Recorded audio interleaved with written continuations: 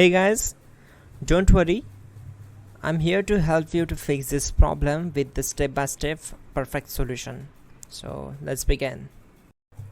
Click on Advanced Options, select Troubleshoot, then click on Advanced Options. Now select Command Prompt. Now type chkdsk space /f space /r space C colon and hit enter. Now we need to wait for some time to complete the process. Type C colon, then hit enter. Then type cd space C colon / and hit enter. Now execute this command. Type cd space Windows and simply hit enter. Now type cd system32 and hit enter. Type in cd space config and simply hit enter to execute the command. Now type md backup and simply hit enter. Now type copy space *.* space backup and hit enter. Now execute this command. Type md space backup1, then hit enter. Now type copy *.* backup1 and simply hit enter to execute the command. Now type cd regback and hit enter. Now type dir and hit enter. Now type copy space *.* space .. and hit enter.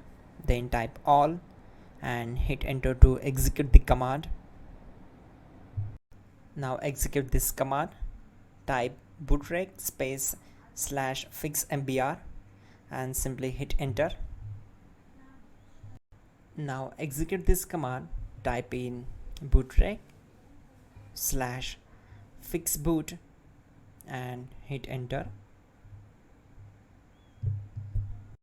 Now type in cd space C colon / and simply hit enter to execute the command. Now execute this command. Type cd space Windows /system32 /config /regback, then simply hit enter to execute this command. Type bcdedit space /export space C colon /bcd backup and simply hit enter to execute this command.